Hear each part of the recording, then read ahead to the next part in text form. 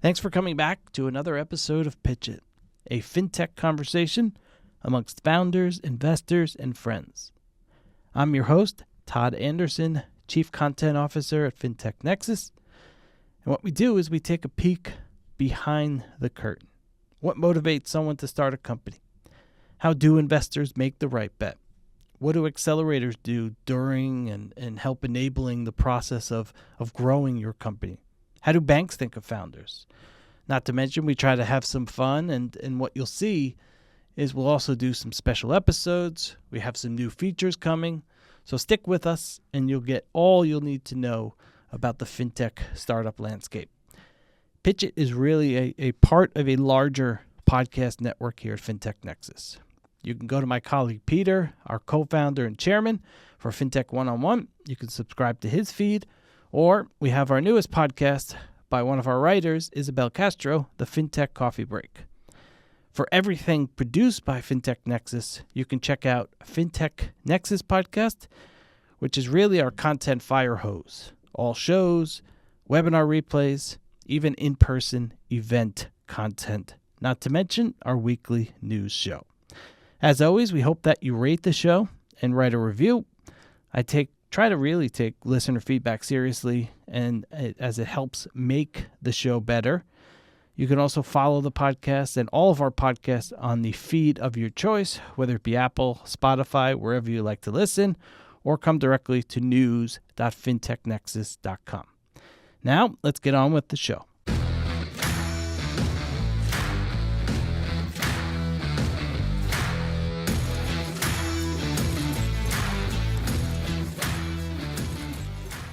On today's episode, I'm joined by Rodney Robinson, CEO and co-founder of TabaPay. Rodney and I talk about this overall shift into a world of faster payments, what that means when we talk about faster payments, where the U.S. sits in the international world when it comes to payments, and you'd be surprised what Rodney's answer is there in terms of where the U.S. is currently positioned, the risk of faster payments, and the various connected tissue in the payments ecosystem, raising capital, and much, much more. One quick PSA before getting us to the episode with Rodney. If you want to reach the best fintech community around, we have all the tools you need to shape your message and reach new clients. You could sponsor an episode, sponsor a webinar, buy ad space. We have it all here at Fintech Nexus. Just reach out anytime, Todd, T-O-D-D, at fintechnexus.com, and be happy to chat with you about a number of different digital offerings. Without further ado, I present Rodney Robinson, CEO and co-founder of TabaPay. I hope you all enjoy the show. Welcome to the podcast, Rodney. How are you? I'm great. Thanks for having me. Of course. Well, thanks for joining me. I like to kick off these episodes. If you could just tell the audience a little bit about your background, and what brought you to the point of founding TabaPay, and kind of a little bit about yourself. Sure. So I've been in the business a long time, been in payments for 30 years. I've started and sold 5 companies, all in payments. Probably the last one prior to this company, we sold the company to MasterCard to do instant payouts to cards. And MasterCard sells that product now as MasterCard Send. And we wanted to do another company that was similar to that, but also focused on pulling money and pushing money. And we proposed it to MasterCard. MasterCard didn't want to do the pull side to compete with some of their processors, so we decided to start this company. But I've been an entrepreneur now since I left IBM back in 1996, and I've been doing my own company since then. But what is some of the drive behind that? I mean, you mentioned 5 or 6 companies that you've started. Kind of where does some of that come from? I'm a problem solver, and I've always loved to find big problems that customers have and try to solve them. I did it in professional services initially when I was at IBM, and actually started some product work at IBM, trying to expand professional services and productize things and then deploy it professional services. And so I've always been a problem solver. I've been in product management for quite a while, and in the combination of the two, say, hey, if I can do it for this big company, I can do it better for a smaller company and do it myself. And so that's what drives me to do these. So how did you come to the name TabaPay, and tell us a little bit more exactly what TabaPay does? Yeah, so TabaPay does pushing and pulling money in real time. So for a lender, for instance, will disperse funds instantly to a bank account, US or Canada.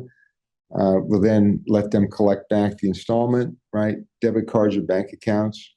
We do it overseas too, so a company can fund and disperse, a bank can load and unload. But our business is about moving money in a circular fashion, where if a lender pushes to a consumer, they have to collect back, so the money goes there and back again. Mm-hmm. I'm a Lord of the Rings fan, and so I put the two together. I have money going there and back again between a business and a consumer, a business and a business, and there and back again is the Lord of the Rings book. And so the two make sense, and so we named the company. There and Back Again is a long name for a company, so we TABA, TABA, because our business is about there and back again money, and we do it instantly. And it just my love of Lord of the Rings, the book name, it all works. Okay. Yeah, I mean, that's probably one of the better answers that I've had on that question. A lot of people, it's, this is what the this is what the domain allowed us to do, or this was kind of a spin because our original domain was taken. So I like the fact that there's a real substantive story to it. As someone who's been in payments for a while, and you've seen kind of where we've come from and where we're heading, where would you say we are in kind of that payments journey today? There's a lot of talk about real-time payments. There's FedNow is apparently coming in July, I believe. So as someone who knows payments as well as you do, kind of where would you say we sit, at least here in the States, on the payments journey? Yeah, so if you look at the nirvana, right, when you solve payments, you can do risk-free, zero-cost payments instantly, right? And so you have a cost equation, you have a speed equation, and a risk equation. And we are, if you look at a curve, right, there's going to be a great acceleration. I think we've crossed the speed where we can do instant payments now, right? Cost, we haven't solved cost yet, right? Still expensive, and we haven't solved risk yet, okay? And so the next innovations in payments are going to be about risk and cost. And I can opine more if you'd like. Of course, yes. And we're trying to solve this. And so if you look at real-time payments today, most of it's done over the networks, card networks, Visa, MasterCard, whether you collecting or pushing. But let's solve the collection first. If you want to pay me, I have to take your Visa card and pull money from it. That introduces risk and cost in the equation, right? You can charge it back. I have to pay you interchange. Yep.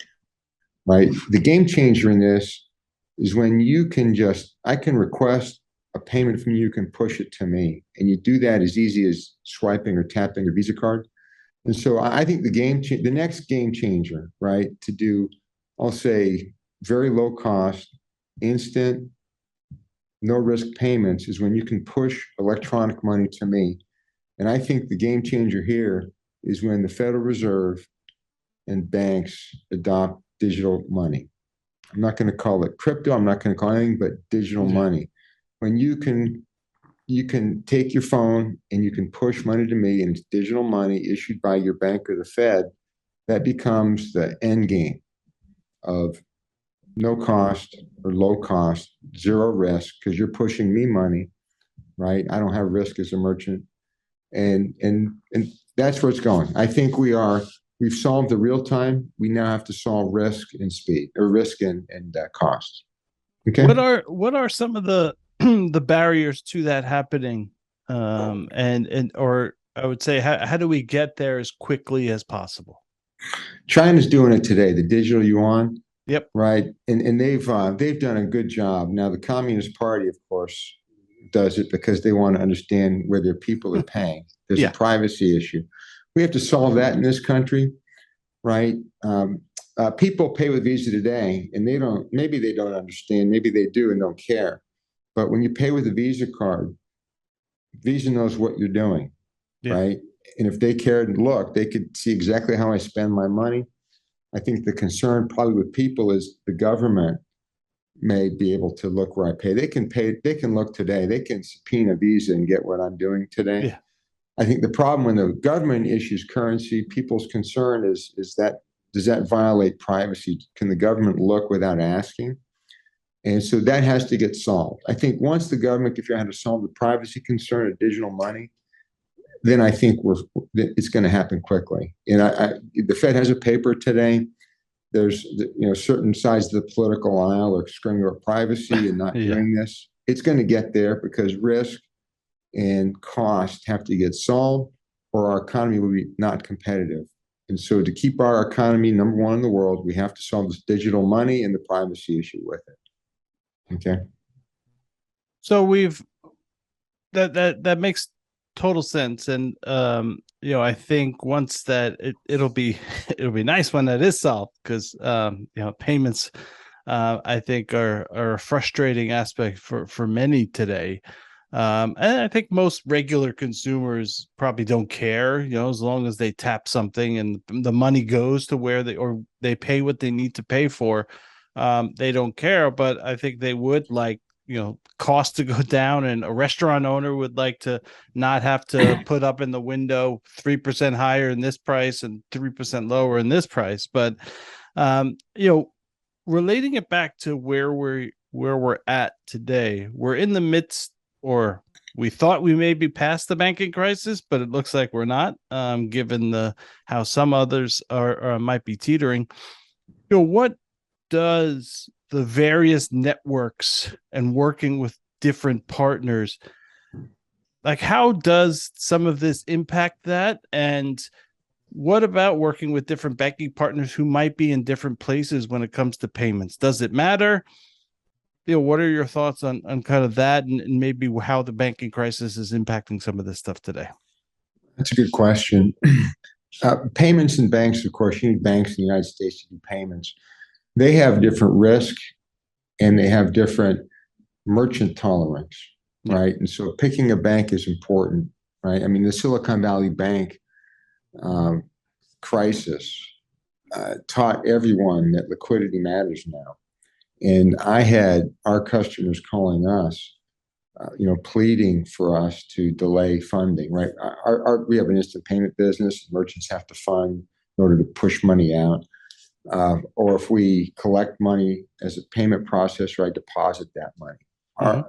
When Silicon Valley Bank shut down, right, it was Panicsville amongst a lot of our merchant bases because our fintechs banked at Silicon Valley Bank.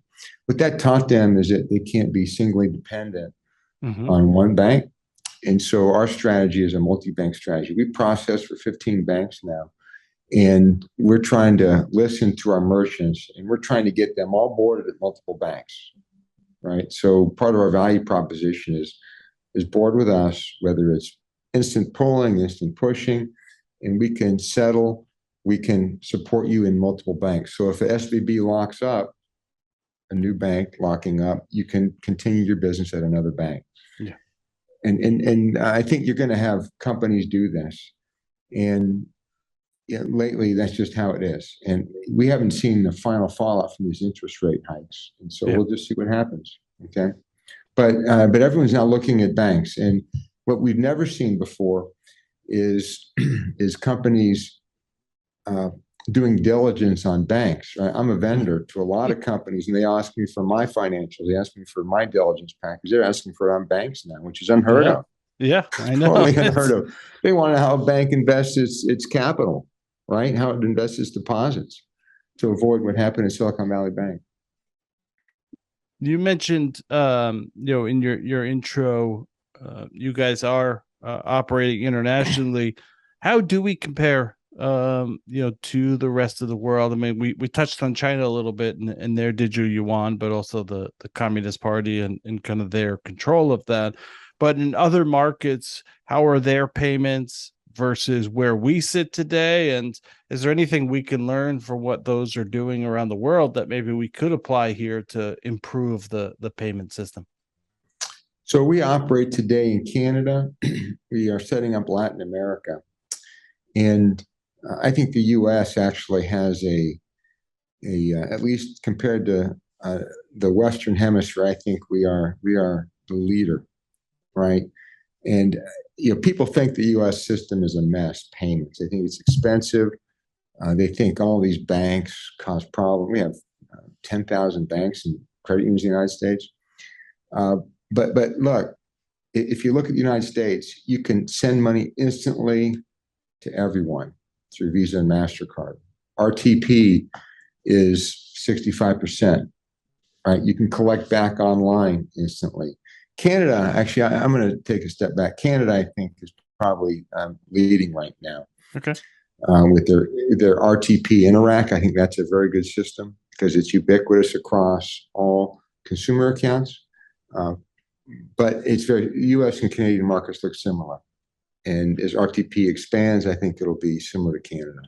Latin America, I think, is pretty far behind right now in terms of real-time payments.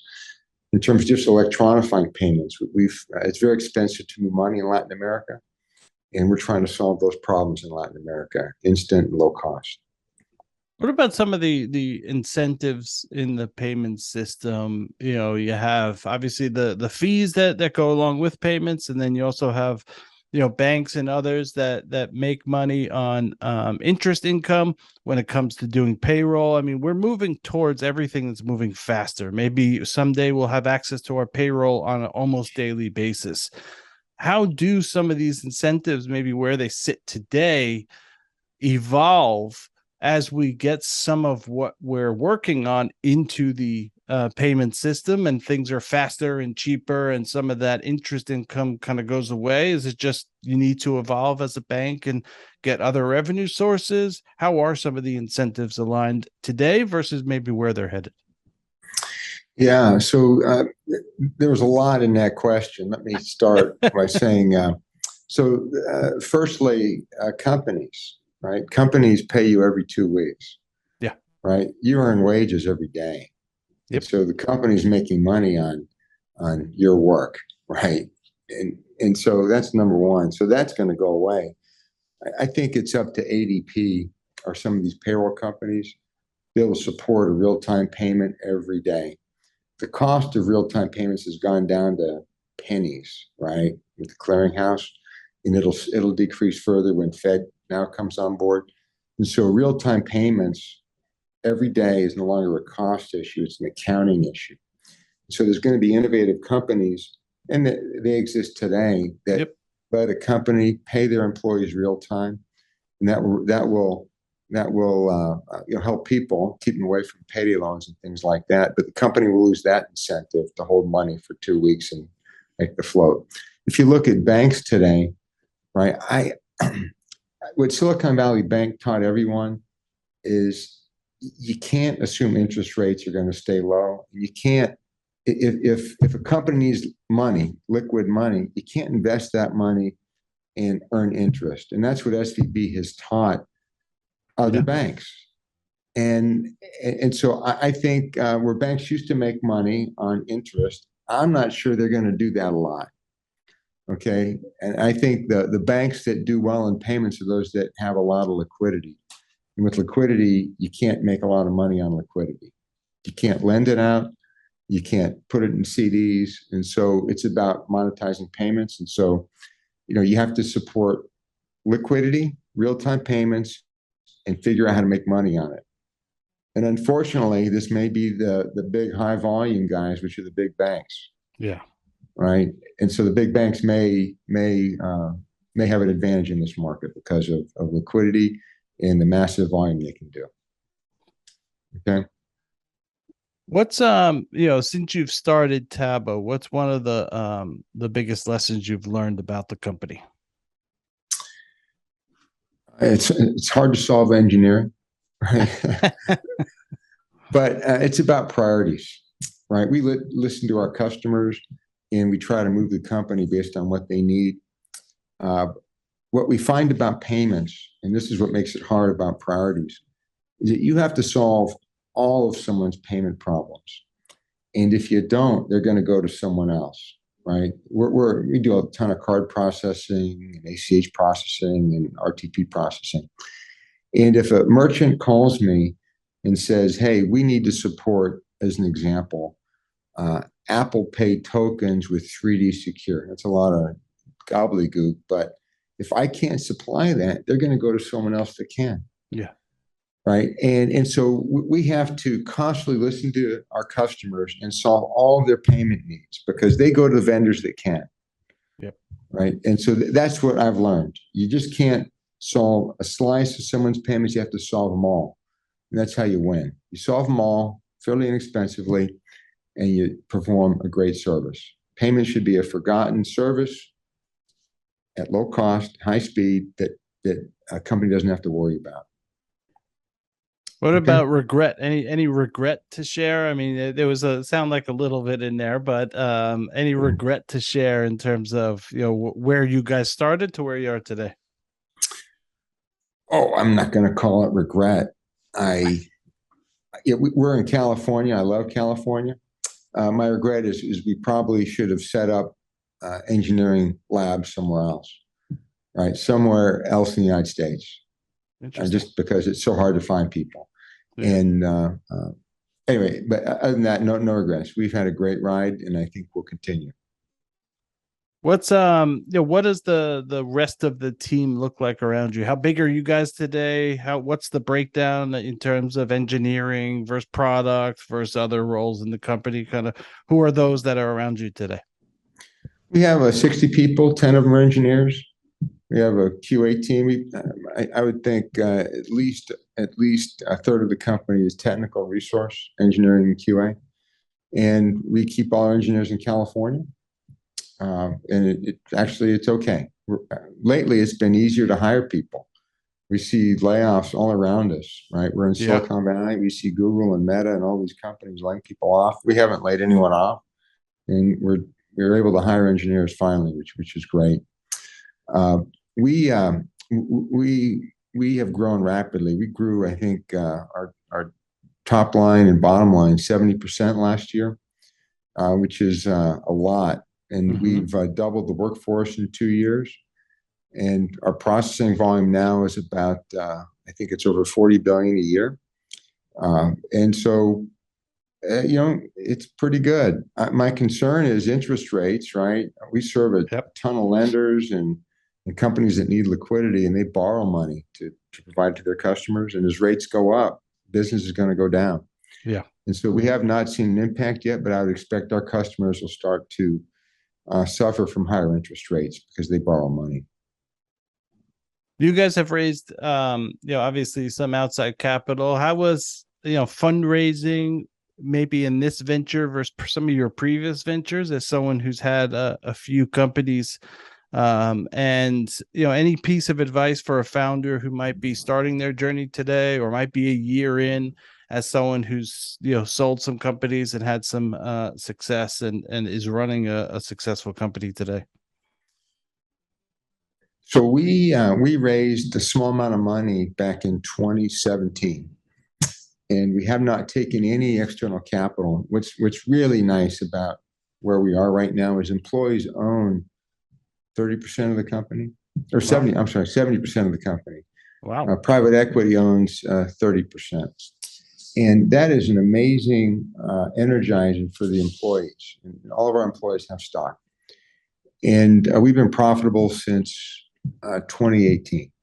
And so my advice to entrepreneurs is it's fine to raise money. It's good. It's better to spend someone else's money. Don't give a lot of your company away, and don't spend a lot of money until you're really sure about the problem you're solving. We were lucky in that we put a business plan together back in 2017. We received money. We are still on that same business plan. We have not changed one thing about that business plan. Wow. which means that we found a problem, we're solving it, and we're continuing to solve it. We're going to expand the universe of solving it. The mistake that a lot of companies make is they'll raise money and then they'll spend a lot of money without an unproven problem in the Yep. market, right? They don't know if they have a good product market fit. They don't know if they are solving a big problem. Don't spend money until you know you have a good product market fit and you can solve it well. That's my advice. And that's I've I, done that with every company I've ever done. I I don't mean, spend have money or hire a we? lot of people until I can solve it. I mean, have we? In the we kind of the venture fintech universe, have we've glorified the capital raising too much?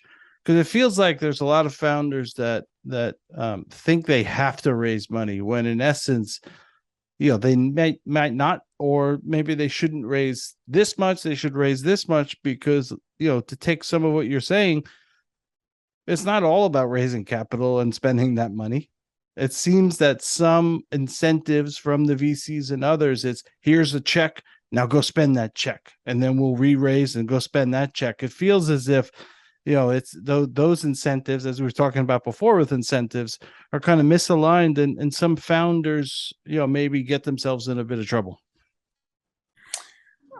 I agree. Private equity is a double-edged sword Yeah. in that they press a company to grow or grow revenue, and uh, and the founders and the employees get drunk on money, meaning that they think victory is round after round after round, when that's not the case, right? Yep. Victory is solving the problem and not needing money, right? And can you grow without needing additional money?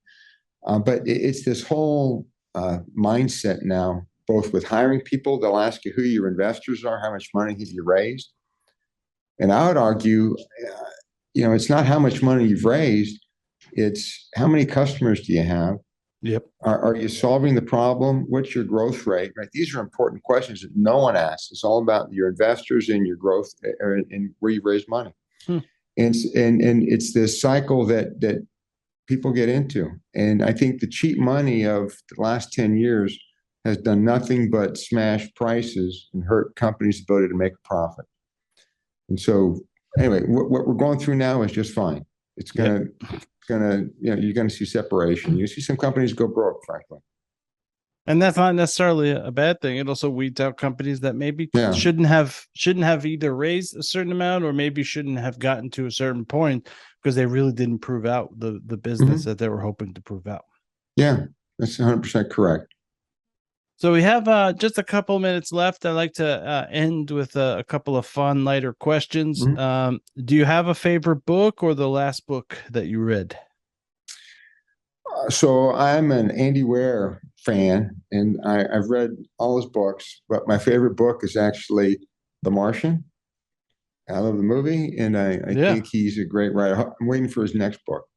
Okay.